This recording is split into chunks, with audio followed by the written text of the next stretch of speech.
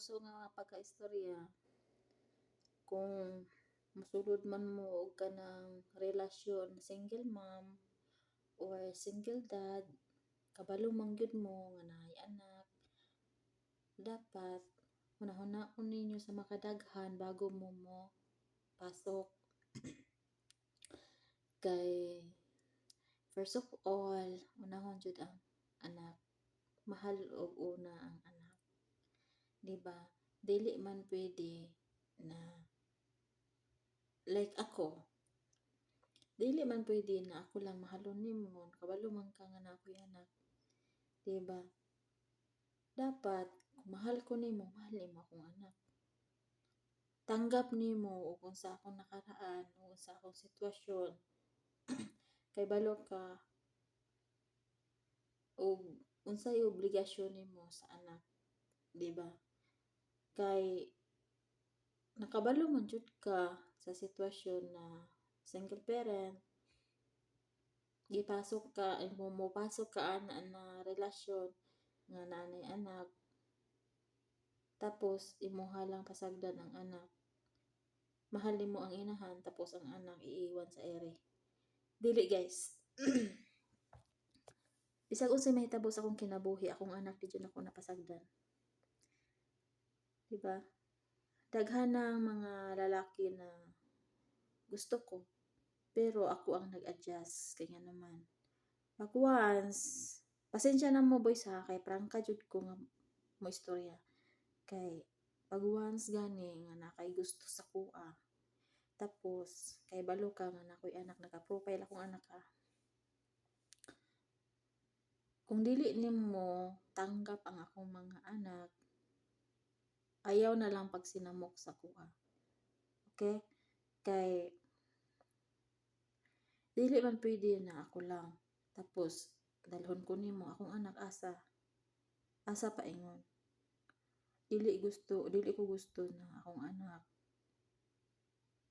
Imbis na okay me nga biska nagbulag mi sa ilang amahan, na konsumisyon na gani silang papa, diba?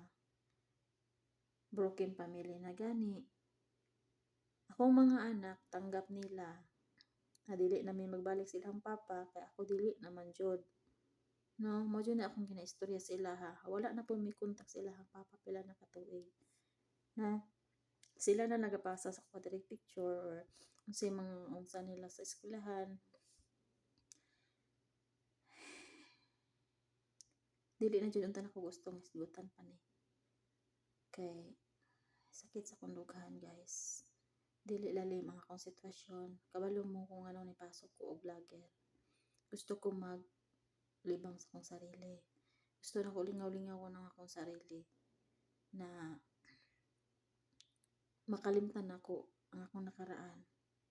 Kay nga naman sa nahitabo sa akong kinabuhi gikan pa sa 6 anyos pa ko. Dili ko gusto mihilak ba.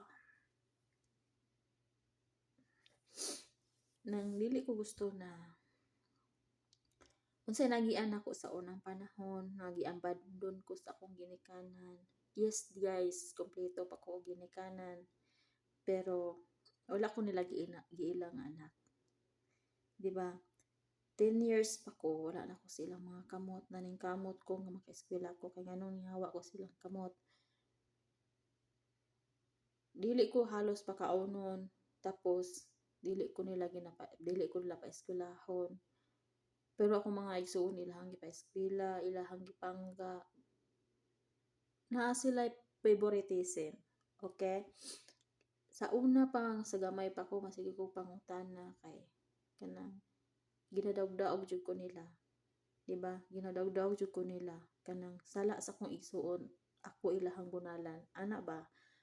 So, wala ako nakagwanta. Mao na nihawa ko sa kamot sa kong ginikanan. 10 anyos pa ko guys. Naning kamot ko nga makabarog ko sa akong kaugalingon. Nagdako ko nga independent. I-abandon ko nila. Bisan asa na lang ko mopuyo para nag-working student ko. Hantod wala jud ko nakalampos kay tungod nagsige ko kasakit kay dili man ko halos matulog, masige na ako trabaho.